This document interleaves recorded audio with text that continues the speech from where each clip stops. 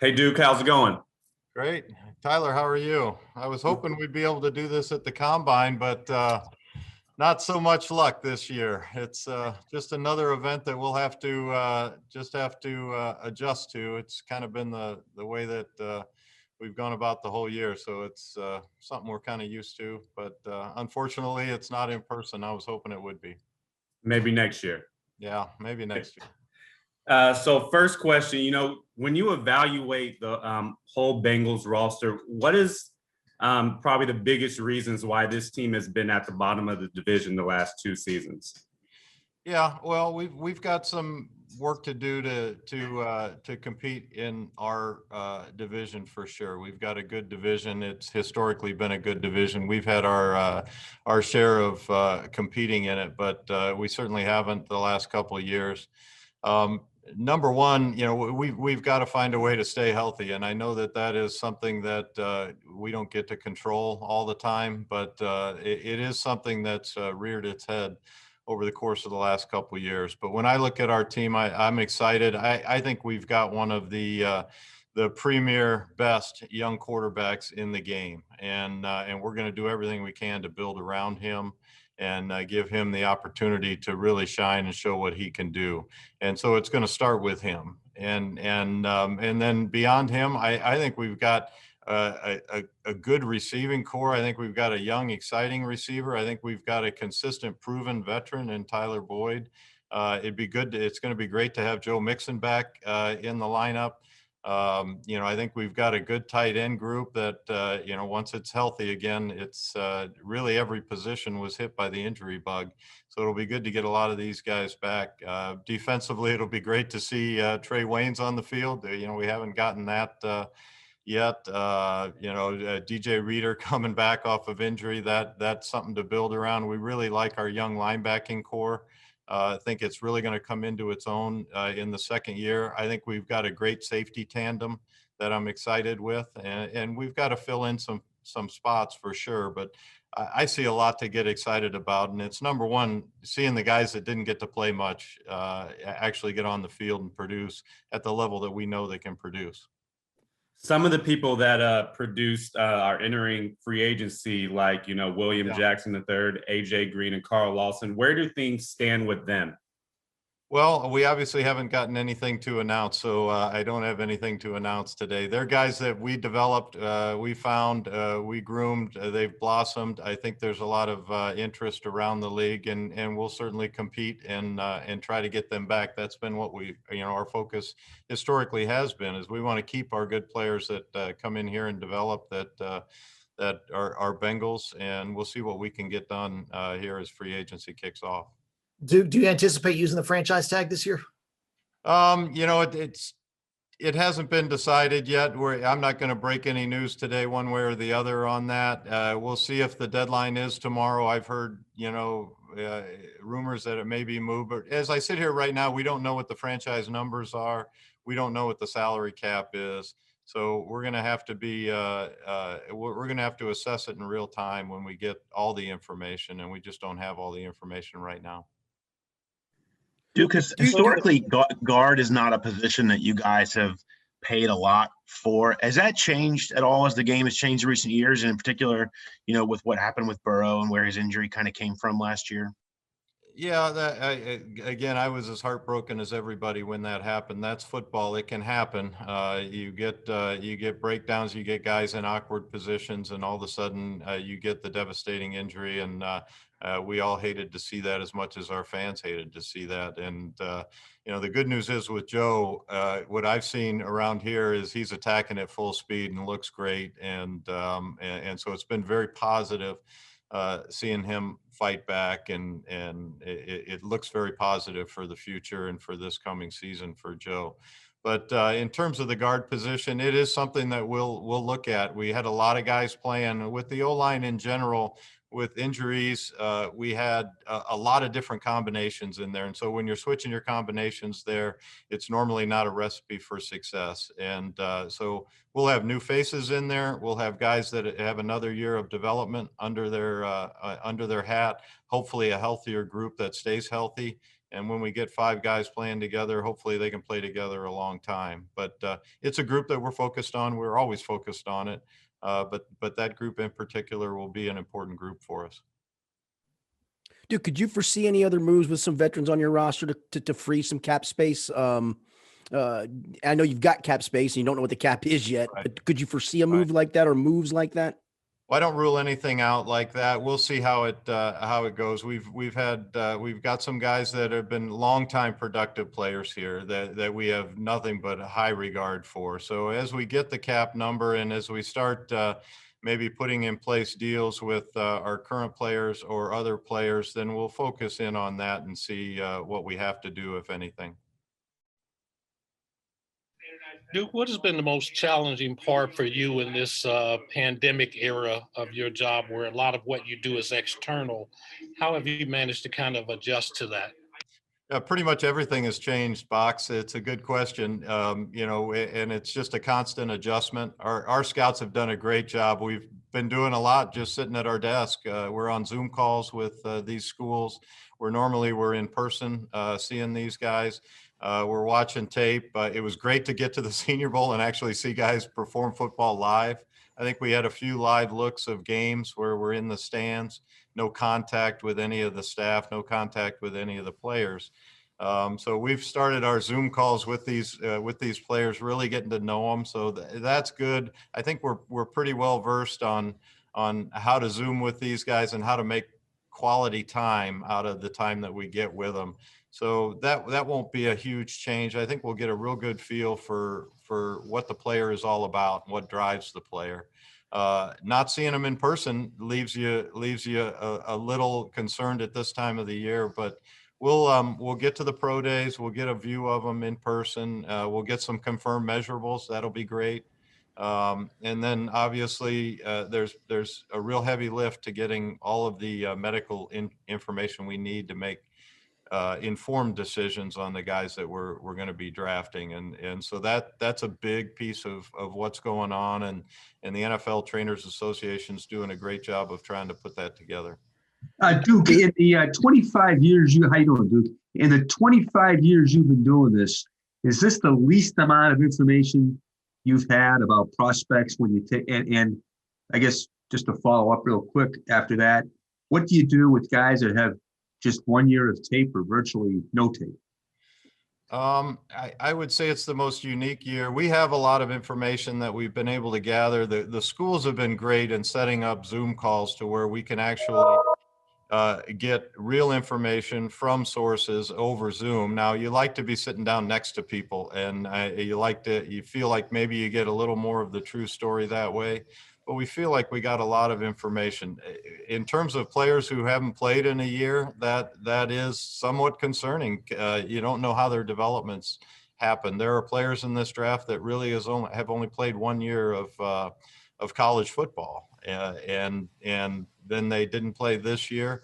And so you're projecting, it's probably a bigger projection maybe than when you studied a guy that's played 3 years of college football.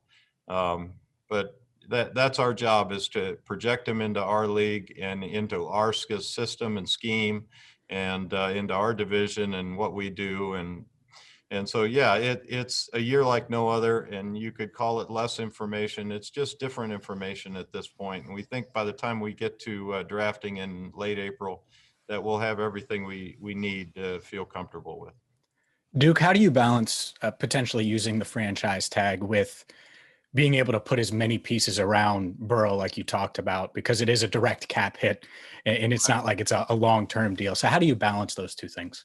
Well, you've couched the issue pretty well. I mean, those are the things that we have to balance. And right now we're doing a deep dive onto what it might take to get guys signed, both our own guys and out there guys, and how best to attack it to get the biggest bang for our buck. You know, over the past 10 years, the Cincinnati Bengals, we've been a top half of the league spending team. So we are going to spend on players, but we've also maintained a cap that allows us to be flexible. And in this year, we have flexibility, which is a good position to be in. And we're trying to best manage that number and come out of this free agency and the draft with the most help that we can possibly get for our club. With the salary cap not being announced yet, but so many teams are in salary cap jail. I mean, if you take out the 8 million, 10 million, whatever it is to sign rookies, maybe half the teams really can't participate in free agency. How differently could the landscape of free agency be for you guys this year?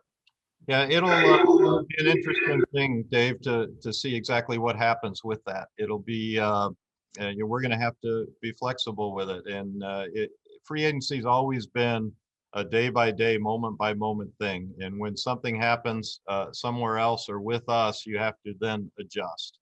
And so we're going to be ready to quickly adjust, quickly pivot to guys who are on our list that become either available to us. Maybe they're a cap casualty from another team. Maybe they're a free agent that we thought wasn't going to be available to us that suddenly is available to us. So it is. I can't predict it. I know that there are teams that are in trouble from the cap standpoint and how they manage through that. I know that there'll be a lot of renegotiations, and maybe some of the teams that don't look like they're going to be players can manage to get themselves in position. I just don't know. But from our standpoint, the way that we've managed our cap, hitting in this year the way that we are, I think we've got certainly an advantage, and we're going to look to take advantage of that. How much of Geno Atkins' 2020 season was impacted by his shoulder injury? Yeah, Charles, most of his season was impacted. The Geno we saw, heading into the season during camp was the old Geno, and then he had the issue. He battled through. I've got nothing but high regard for Geno Atkins. He's a homegrown product, a real success story, and a guy that I've loved watching grow over the years. And he gave us what he had last year, but it was not near what he's used to and what we're used to seeing. How does Geno Atkins fit into the equation this season? We'll see as we go. We'll see, what, if any, of the room we need to do some other things. We'll see, it's a fluid situation. I don't have any updates on it right now. I know we've got high regard and hold him in high esteem. And he's been a Bengal his whole career, and, we'll see if we can keep that going. Have conversations with his future happened yet? About his future happened? Well, we have conversations internally about everyone's future, everyone we have under contract and everyone we don't have under contract, and players that we've never seen before that are on other teams. So yes, have conversations happen? Absolutely. But that's not a unique situation just for him. Duke, when you went out to, go ahead, Jay. I think I'm going to jump in there, Ben. Thank you. Duke, when you went out to Oregon a couple of years ago to watch Justin Herbert, how much did Penei Sewell stand out as well, and what did you observe? Well, you're always focused on that year's draft class. You observe things, but you want to spend your time on the thing that's right in front of you. And so the majority of my time was spent on the thing right in front of me, and that was not only Justin, but it was also the other seniors that Oregon had, and they had a few. And so am I aware of him?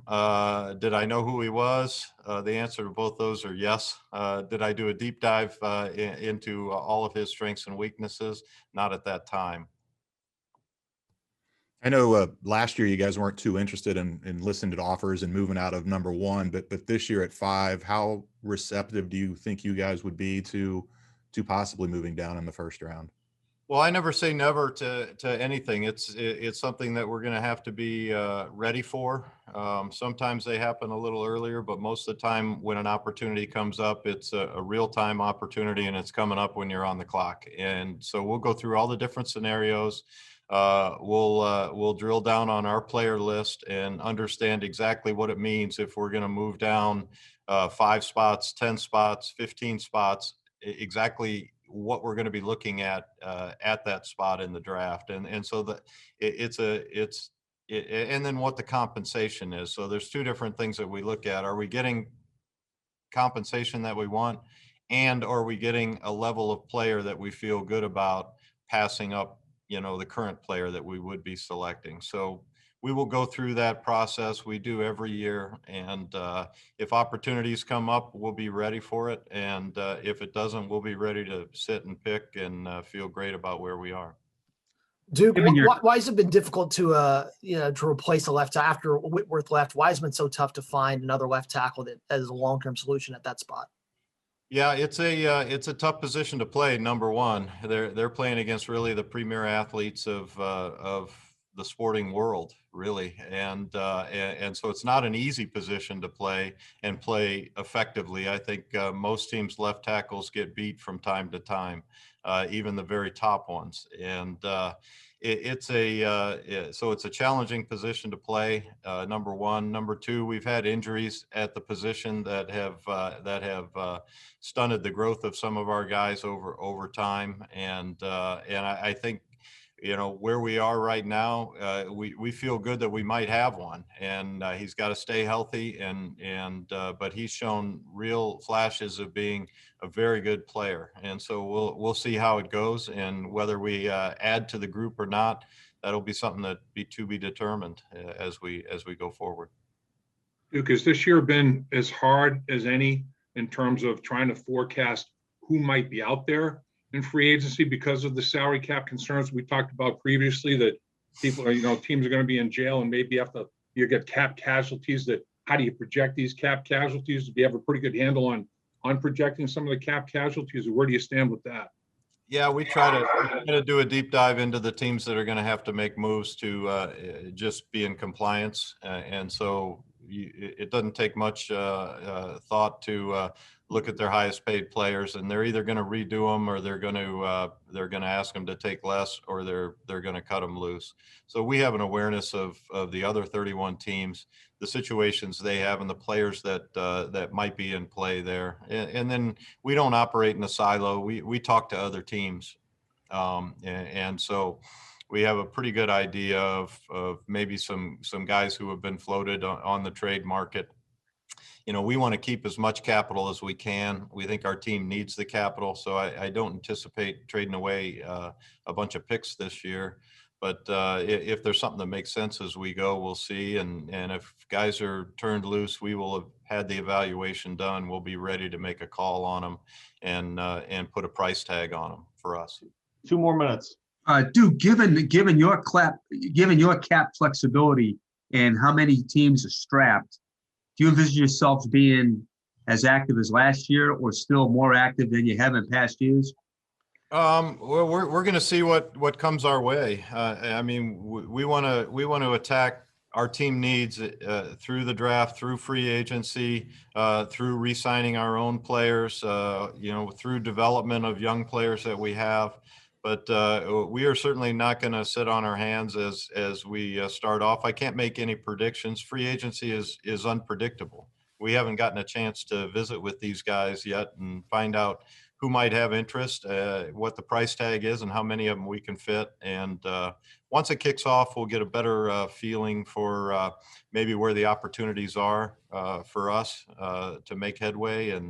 But it's a hard thing to predict. I know we'll be prepared to jump in and see what we can get done. And hopefully we'll be able to get the things done that we envision. And whether it happens or not, we'll see. You guys are 6-25-1 the last couple of years. I mean, the questions about the staff that are going to follow are obvious, but what was the core reasoning for bringing back Zach and all his coordinators again this year and kind of believing that they can turn it around? We think stability will help us. Again, Paul, we would have loved to have been able to play with a lot of our key pieces this year. And we see a trend in the right direction. We haven't won enough games. I don't have to sit here and tell you that. You already know that, and you've recited that, and everybody in this building knows that. But we're trying to do what we feel is best for the immediate future of the Cincinnati Bengals, and that future is now. And we think we've got a quarterback that is trending in the right direction.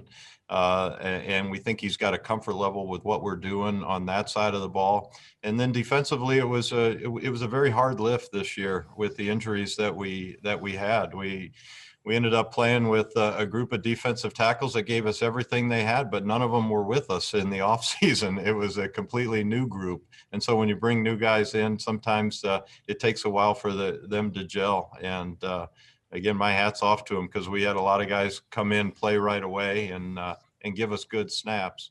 But it was a hard lift to get the unit playing as one there, because, you know, of the pieces that kept going out. One last question. Duke, how tough is it to get reliable information about guys that opted out? Find out how they're working out, find out what they're eating, you know, all those kind of things. That's a big question. A big variable is in terms of not only the guy didn't play, there's no tape on the guy, but, you know, what did he do? What's he like? I mean, how tough was that to get that information, or can you get it? We're still going through it. I mean, you can only get what's available, and we've got talented scouts with a lot of good resources and sources in a lot of these schools, and you know, people that are doing things, they don't want to keep it silent. They want to broadcast what they're doing, and so we see video that's being sent and posted from the different workout facilities and so forth. But hopefully we'll be able to get in front of these players on Zoom meetings, and then we'll also be able to see them in person at their schools. And when you look at a guy, you can tell what they've been doing. You can tell if they've been doing nothing. You can tell if they've been working hard. But if they're not playing, there's nothing to evaluate, and that's just the way it is. And everybody's in the same boat with those guys.